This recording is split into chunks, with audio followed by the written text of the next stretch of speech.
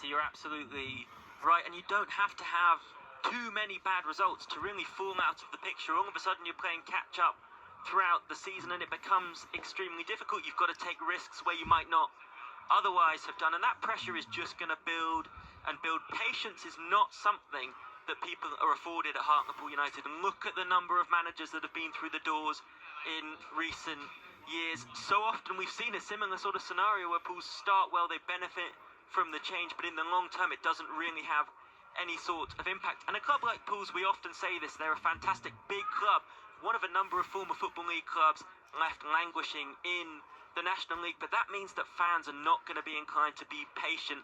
When Pools go back to Victoria Park and play at home, if this run is still ongoing, if they don't manage to beat Gateshead on Tuesday night, then fans are going to be right on the players' backs, and it's only going to get more and more difficult. They've got to break this cycle, and quickly. And that's the thing, Matty, it puts real focus now on the trip to Gateshead, doesn't it, in midweek, a place that has been notoriously difficult to go to from a Pools perspective in recent seasons, and you wonder how much that will play in the minds of some of the players, and albeit, you know, big turnover of players in the summer, so not many who are here today will have witnessed those difficult evenings under the lights at the community stadium, but you know, it just puts further focus onto that game and unnecessary pressure on that game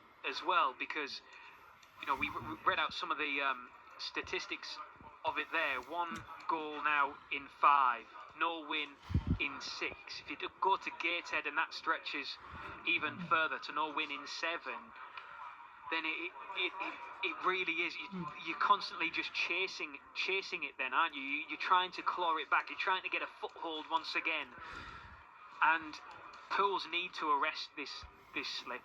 They need to do it. They've got the players to do it, and agree with what Robbie said. You know, that on paper, many people over the summer, myself included, were saying how great the recruitment has been, and I still don't question the recruitment really. Maybe they're lacking a creative midfielder type at the top end of the pitch to link things between Reed and other areas of the pitch. Maybe they're lacking a little bit of pace as well, but they had their opportunities this afternoon. They had chances to level this game.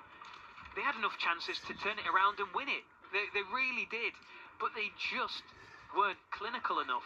Now, whether that comes down to the confidence of the run that they're on, whether it comes down to the system in which that they're playing, and again, you know, fourth different game, fourth different system at present under Simon Grayson, and could it be a combination of the two, perhaps? But there are many questions at present, and Simon Grayson is the man who has to find the answer for them. The one thing, and I've said it time and time again, and I'll say it again here this afternoon, he will have been in this position before. He has been in this position before. He will have had runs like this in the past. And have no doubt there's been times when he's turned it around. And I think that is the one silver lining to this, is that they do have a manager who has been there and done it in the past. And you would hope he has the right tools at his disposal, the right experience to deal with this, to be able to lift confidence, to be able to try and lift performances, and to try and be able to find a system that suits this team and these players. Because you can't say that he hasn't been backed in the summer. He has. He's, you know, 13, 14 new players now. So he's certainly been backed, but it's just not clicked, or it did click and then it seemed to have unclicked in recent weeks. So he needs to find the answers, Simon Grayson, and as I said at the start, it will be put into even more focus in midweek at Gateshead.